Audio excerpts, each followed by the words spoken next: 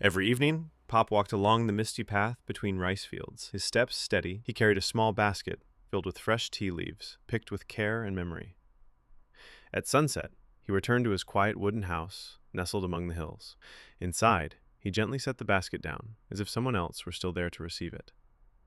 He lit the clay stove and waited as the water slowly came to a boil. He poured the tea into 2 cups, one for himself and one for someone who no longer came. He placed the second cup across the table. The chair remained empty, just as it had for years. Pop stared at the steam curling upward. Sometimes he whispered to it softly. Memories flickered, 2 voices laughing over tea before the river swept her away. He held his cup close, not for warmth, but to feel less alone. The wind crept through the window. For a moment, he imagined it carried her scent.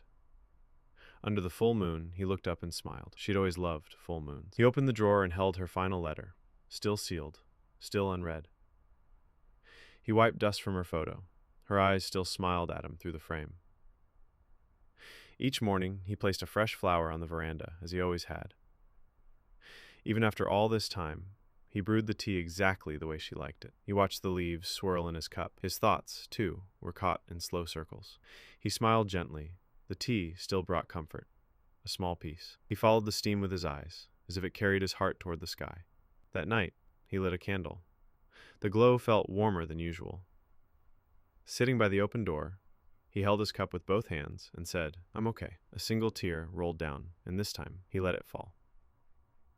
Pop walked to the riverbank, carrying a small candle boat in his hands. He released it onto the water. The flame drifted slowly, like a memory floating free. The river had taken her, but tonight, he gave something in return. As dawn broke, he walked home with lighter steps and quieter sorrow. That morning, he placed only 1 teacup on the table.